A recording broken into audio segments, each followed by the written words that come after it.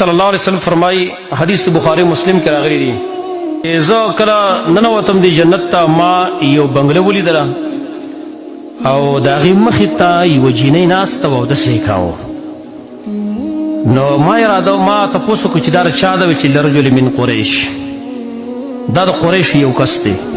د قریش یو نوجوان دی نو ما خیال دا وکړو چې کیدای شي زه به یم نو ما ورته چې څوک دی دا کس څوک دی چې دا بنګلې ده او دې مخې ته دا جینۍ ناسته ده او داسې کوي ویل راته ویل چې عمر بن الخطاب رضی الله عنه دا امیر المؤمنین عمر بن الخطاب رضی الله عنه دی دغه کس ته چې ډېر غیرتي کس و او علما ذکر کوي حدیثو کې اصل کې راغلی حدیث بخاري مسلم کې چې نبی صلی الله علیه وسلم یو پیر ناست دی په کور کې په دې کې څه جینکۍ وي او زنانه وي هغې لوبې ویلې او تمبلې واهه نبی صلی الله علیه وسلم له ډېره حیا ورته نو چې ورته یې ویلې نه شو په دې کې ابوبکر ځانو راغی هغه ورته څه قار راقار شو خو د هغه نه څه سترګه نه سوځېدله بس هغه هلته کېناست او نبي صلی الله علیه وسلم مخ هسې اړولی دیوال طرف ته هغې خپلې لوبې قلارې وی تمبل وی په دې کې ووالی شو نو عمر ځانهو د هغه آواز بس هغه زنانه چې کوم دی منډې کړلې او پردې نه شاته شو او تمبل یې وتښتاو په دې کې چې کله نبي دغه عمر ځانهو راننوت نبي صلی الله علیه وسلم خندل عمر ځانهو ورته ویل یا رسول الله څنګه خاندې اضحک الله سنک الله دې ستا دغه غاښونه وخندئ څنګه خاندې خندا څه خبره ده اته اوس پته نشته چې زما نه خلک یې تښتېدې هغه ویل دا زنانه یې مخکې لګیا وې چې لوبې موبې ویلې ابوبکر هم راغی څه خپل څه قار خورې وکړو خو څه خوند یې ونه کړو خو چې ته څنګه رالې بس منډه یې کړه نو عمر ځانو په دغه ټیم کې هم غوسه شو او ورغې زنانو پسې ورته ویل ای د ځان دشمنانو ویل تاسو د نبي نه حیا نه کوئ زما غوندې سړي نه حیا کوئ هغه ناست دی هلته د هغه نه حیا نه درځېدله زه څه یم چې ما نه حیا کوئ سخت ورته غوسه شو هغې ورته ویل ته سخت یې ډېر که نه ویل او نبي زموږ څه ډول سختي نه کوي نبي صلی الله علیه وسلم ته وفرمایل عمر پرېږده عمر پرېږده خلک شیطان ته چې په کومه کوڅه روان یې نو په هغه کوڅه شیطان تا له مخې نه درځي نو دلته خو اصل کې دیو شیطان را پارولې وي که نه دیو به ستا خوا ته څه ټینګي شي ویل شیطان ستا خواله نشي درتلی علما هلته وجه دا بیانوي چې عمر ځانهو د ده خواله شیطان ولې نشو راتلی شیطان به د نه ولې تښتېده وایي وجه دا و اصل کې وایي دی د خواهش خلاف و دی د خواهش څخه خلاف و خواهش یې کنټرول کړی و ګوره دومره غیرتي انسان دی که نه چې نبي صلی الله علیه وسلم نبي دی حکم نه نازل شوی یا رسول الله ته دې زنانو ته حکم وکړه چې پرده کوي دا خو فاسقان فاجران په دې کوڅو کې دي ګرځي په لارو کې ګرځي او دې زنانو ته وایي چې څه کور کښېنئ مه راوځئ ګوره څومره غیرتي سړی دی په پردو زنانو هم غیرت کوي دارنګې هغه به دا ویل چې یاره د هغه بیبي د هغې د چا وویل ویل ګوره تا ته پته شته چې عمر ځانهو ستا په دې راتګ باندې جومات ته چې کله ته راځې هغه ټیم کې به زنانه جومات ته راتلې نو ستا په دې راتګ باندې عمر چې کوم دی هغه خفه کېږي ویله او ته راځي نو هغې ورته ویله ویل ما ولې نه منع کوي منع مې دې کي که نه چا ورته ویل چې منع کولی دې ځکه نه شي چې هلته نبي ویلي چې لا تمنعوا اماء الله مساجد الله د الله دا وینځي مه منع کوئ دا زنانه مه منع کوئ د جوماتونو نه اگر چې کورونه وله بهتر دي نو له دغه وجې نه منع کوي سودا رضی الله عنها هغه راوتلې وه روانه و مسجد ته تیاره کې سودا رضی الله عنها د نبي صلی الله علیه وسلم بیبي ده او ده ولیده نو ده پې لورې نه آواز وکړو ای سودی ما وپېژندلې ویل مطلب یې دا و چې الله پرده نازله کړي دومره غیرتي سړی و نبي صلی الله علیه وسلم ته ویل دا زنانه بندګي هغه عمره حکم نه نازل شوی څنګه ته یم چې بس پرده کوئ بس الله حکم نازل کړ دې ته موافقات د عمر ویلې کی تقریبا علماو شمارلي 14 آیتونه یا د هغې نه زیات دا د عمر د موافقات دي چې څنګه عمر خبره وکړه سبحان الله الله ته دومره ګران و چې فوراً به یې ویلل بس دغه شان کار وکړئ ویله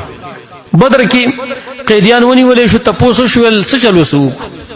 ابوبکر ځان ویل فدیه به تیوال ویل آزاد به ویل کېدای شي اسلام راوړي عمر ته ویل ته څه ویې هغه ویل هر سړي ته خپل خپلوان حواله کوي ما ته پکې خپل ریشه دار را جدا کویل د ابوبکر ته خپل ور جدا کړي علي ته خپل ور جدا کا چې دا سټونه تی وو چې الله مونږ ویني چې یا الله مونږ ستا د دین په باره کې د خپلوانو خیال هم نه ساتو ویل دومره هغه سخت سړی د الله په دین کې او چې کله بیا پیډیا واغستل شو آیتونه رالو او ویل که چرته الله حکم نازل کنه سورۃ انفال کې ویل که مخکې تقدیر کې الله دا خبره نه ویلي کلی چې دی امت دپاره به غنیمتونه حلالېږي نو ویل تاسو ته به عذاب میلاو شوی وي او بیا نبی صلی الله علیه وسلم ناست دی دغه سخت الفاظ وکړه قرآن کې ولې تاسو د غنیمتونه واغسته د فدیه مو واغستله د قیدیانو نه نبی صلی الله علیه وسلم ناست دی ابوبکر مسناست صحابه هم ناست دي الله چونکې دا زورن ورکړې ده نو د چا چې چا سره مینې که نه نو که هغه ته معمولي غوندې لږه ترخه خبره وکړي که نه بیا خپی جاړي ځان له نو نبی صلی الله علیه وسلم او صحابو سره د خپل الله مینه ورسره او په زړه کې نو په دې زورنه باندې خپه وو جړلې لګیا او ځانه جړلې او عمر ځان ورغی ویل یا رسول الله ولې جاړئ که د جړه خبرې ماته هم وکړي نبی صلی الله علیه وسلم په دغه ټیم کې دا یو جمله ویله ویل که چېرته په دې ټیم کې چې کوم ټیم کې موږ دا فدیه د دې قیدیانو نه اخیستله که عذاب راغلی وی صرف عمر به بچ شوی نور به ټول هلاک شوي وي دغه سړی دی نو عمر ځانهو دا د خواهش خلاف وی دارنګه نبی صلی الله علیه وسلم ته یا رسول الله د مقام ابراهیم سره 2 رکعات مونږ به کول ډیر بخوي ور اتفاقی تور وی مقام ابراهیم سره چې کوم طواف کله مونږ کو نو 2 رکعات مونږ دلته پکار دي چې سوي کو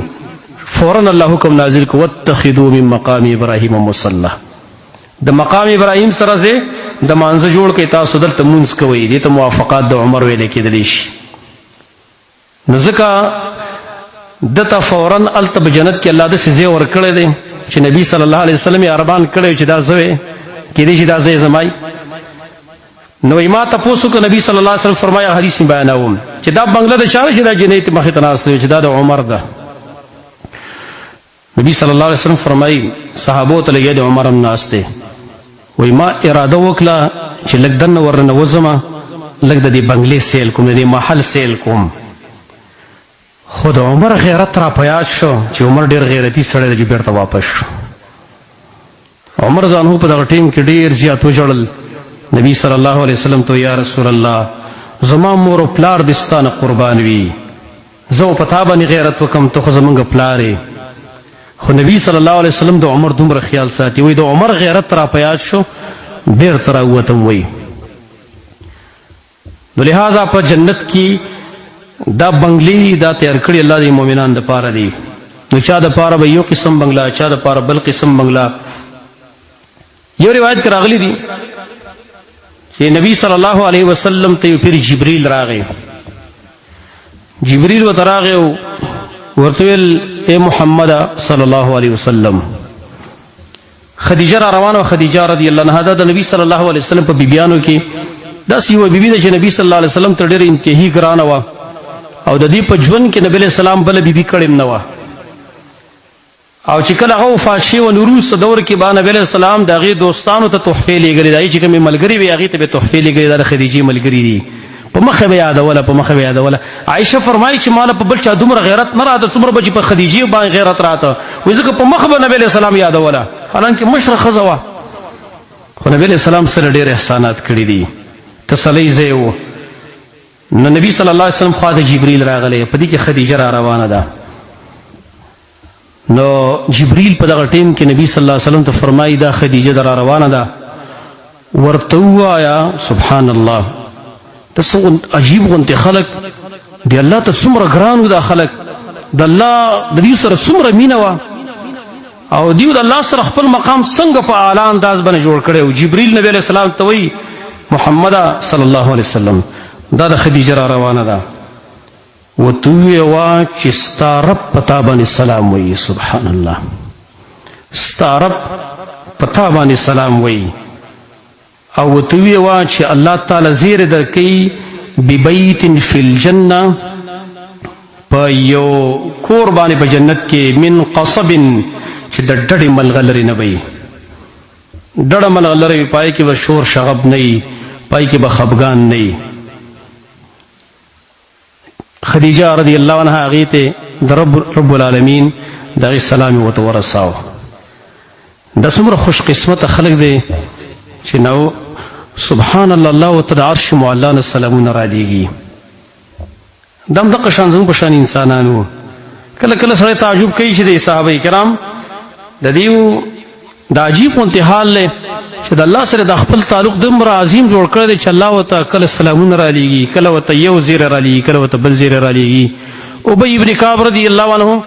د قرآن سره ډېر تعلق او د قرآن سره ډېره مینه او بخاري کې حدیث دی. نبی صلی الله علیه وسلم ته پیر راغی ویل ابی ابن کعب ته ویل وای ما ته الله امر کړی دی چې ته لاړ شه او ابی ابن کعب ته سورة البینه ولوله. لم يكن الذين كفروا دا سورة البینه ابی ابن کعب ته ولوله وی الله ما ته ویلی دی. ابی ابن کعب داسې حیران غوندې شو، هغه ورته ویل الله سمانی لک، الله تا ته زما نوم اغستلی دی چې ابی ابن کعب. نبی صلی الله علیه وسلم ته فرمایل او ستا نوم یې راته اغستلی دی، یعنې هغه تعجب کاوه چې زما نوم او الله اغستل، چې الله به زما نوم لري. ویل او ستا نوم یې راته اغستلی دی چې ورشه ابی ابن کعب ته سورة البینه ولوله. نو هغه ډېر د خوشحالۍ نه وژړل، ډېر زیات یې وژړل چې زه دومره د الله ته ګران یم چې الله زما نوم لري په عرش معلی باندې پرې دومره مخلوقاتو کې زما نو دا نومونه زمونږ هم شي اغستلی. لکه دا په یو حدیث کې راغلي دي، ما نه خبره اوږده شوه. نبی صلی الله علیه وسلم فرمایي چې الله فرمایلی دي زه د خپل بنده سره ورسره یم چې بنده که ما د خپل ځان سره یاد کی، ځان له ځای کې مې یاد کی، ذکر زما وکړي، نو ذکرته فی نفسی، زم د خپل ځان سره یاد کم. وإن ذکرنی فی ملئ، او که ما په یو جماعت کې یاد کی، ذکرته فی ملئ خیر منه، الله وایي زه به په داسې جماعت کې یاد کم چې هغه به د دغه جماعت نه غوره. که موږ د خپل الله تذکره مثال په طور په دې جماعت کې وکړه نو الله به زمونږ تذکره ان شاء الله تعالی، زمونږ امید دی د الله نه چې د ملائکو په جماعت کې به ان شاء الله.